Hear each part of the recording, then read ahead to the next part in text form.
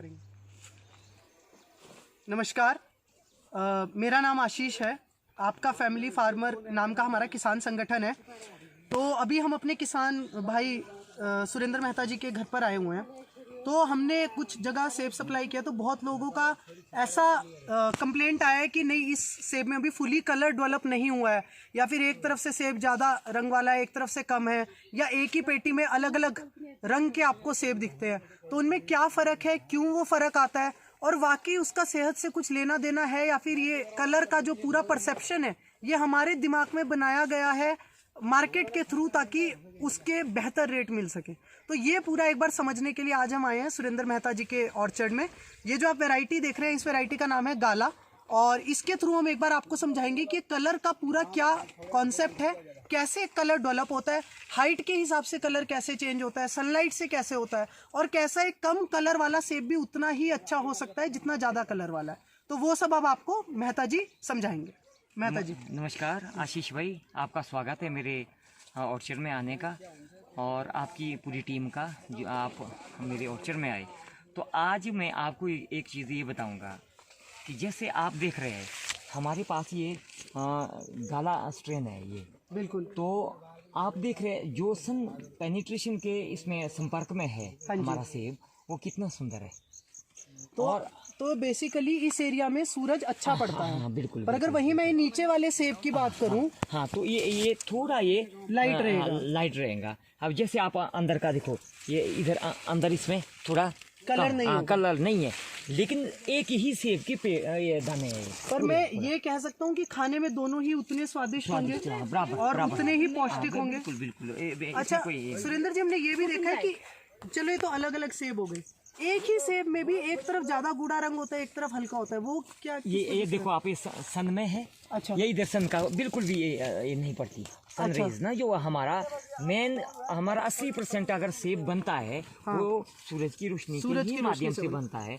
हाँ, क्योंकि तो अगर किसी भी किसान भाई का ऑर्चर्ड ऐसी जगह पे है जहाँ पे सूरज की रोशनी कम पड़ती है, डिस्टेंस ज्यादा देना पड़ेगा, डिस्टेंस ज्यादा देना पड़ेगा ताकि सनलाइट बराबर आए अंदर तक। और उसके बाद भी ऐसा हो सकता है कि कलर उतना अच्छा डेवलप ना हो, पर स्वाद और न्यूट्रिशन और सेहत उतनी ही रहेगी। बराबर रहेगा, वो चाहे कलर हो चाहे कम हो। अब क्या करते हैं आज की डेट में, हमारा जो ट्रेंड चला ना लोगों का, तो वो क्या करते हैं, इसके लिए इथरल यूज करते हैं। इथरल नाम का केमिकल यूज करते हैं। वो क्या करेंगे कि भाई इस पे कम छिड़काएंगे और अंदर वाले भाग में ज्यादा छिड़काएंगे, ताकि वो भी इसी तरह का लाल हो जाए और सारा सेब एक जैसा दिखे। हाँ, एक जैसा दिखे।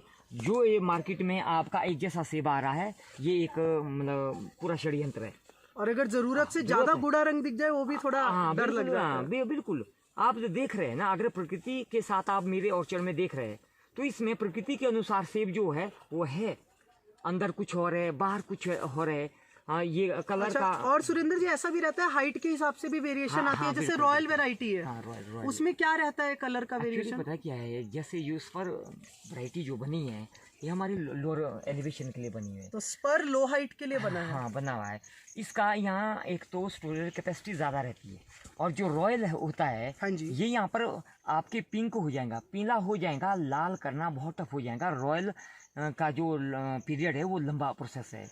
और तो जितना मुझे आपकी बात से समझ आया, जो स्पर वैरायटी है वो लो हाइट के लिए ज्यादा सूटेबल है, और जो रॉयल वैरायटी है वो जनरली हाई ऑल्टीट्यूड पे लगानी चाहिए। तो अगर किसी ने लो हाइट पे रॉयल लगाया तो स्वाद उतना ही देगा, पर कलर नहीं आएगा। कलर नहीं आएगा, तभी तो अब आप देख रहे होंगे कुछ रॉयल जो मेरा है उसमें कलर नहीं है, अब स्वाद रहेगा। स्वाद आपने कभी भी एक सुंदर सेब किसी भी मतलब केमिकल वाले का लेना, मेरा एक बिल्कुल हरा जिसको बिल्कुल हरा होगा वो लेना आपने। तो स्वाद में लैब में टेस्ट करो और खुद मुंह से टेस्ट करो, तब तो समझ आएगा। हाँ, समझ तब आएगा। अच्छा सुरेंद्र जी, मैंने एक और चीज देखी है, लोग जब टेस्ट की बात करते हैं ना, तो लोगों को लगता है कि टेस्ट मतलब मीठा होता है। ऐसा नहीं होना चाहिए, क्योंकि मेरे हिसाब से हर वैरायटी का एक अपना टेस्ट होता है। बिल्कुल बिल्कुल। पर मेरे ख्याल से ज्यादा उन लोगों को सूटेबल है जो कम शुगर पसंद करते हैं। बिल्कुल बिल्कुल। और गाला उनके लिए जो ज्यादा शुगर वाले हैं। इसमें शुगर ज्यादा होगा।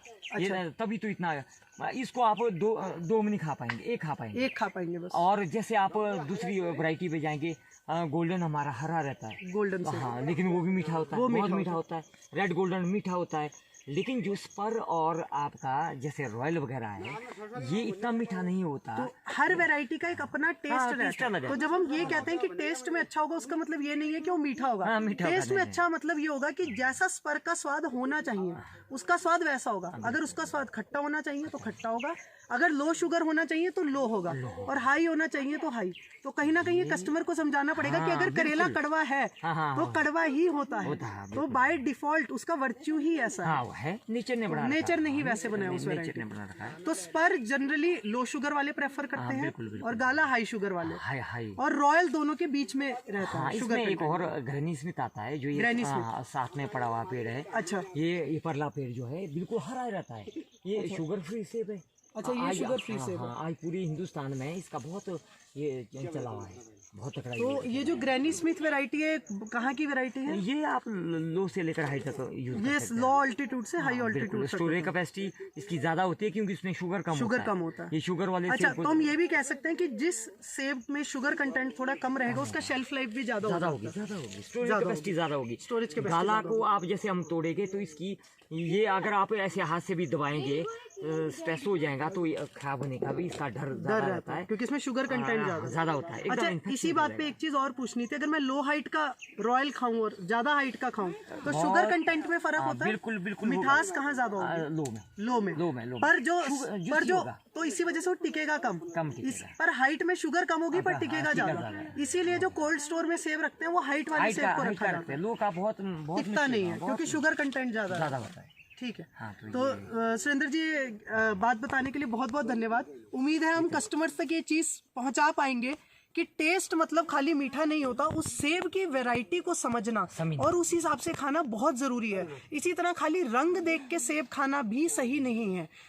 अल्टीमेट एम ये है कि आपको उस वैरायटी का जो टेस्ट है वो आना चाहिए, और उसके साथ साथ उस सेब को हेल्थ के लिए खाना चाहिए। हम लोग पेस्टिसाइड या फिर एक अच्छा सेब खाएं और उससे कैंसर करवाएं, उससे बहुत बेहतर है कि जैसा वो सेब होना चाहिए वैसा खाएं और अपनी सेहत बढ़ाएं। और उस कहावत को सही करें कि an apple a day keeps a doctor away. बिल्कुल। एक्चुअली पता है क्या है, मैं आपको एक जो हमारी नौनी यूनिवर्सिटी है, हाँ जी, तो अगर उनका शेड्यूल के अनुसार चले तो 16 स्प्रे मिनिमम करते हैं। 16 स्प्रे? हाँ, अगर जैसे 2-4 कैंप ये लगाते हैं, फॉरनर जब आते हैं तो ये बोलते हैं कि कैल्शियम का 15 से 21 स्प्रे होना चाहिए, खाली कैल्शियम का।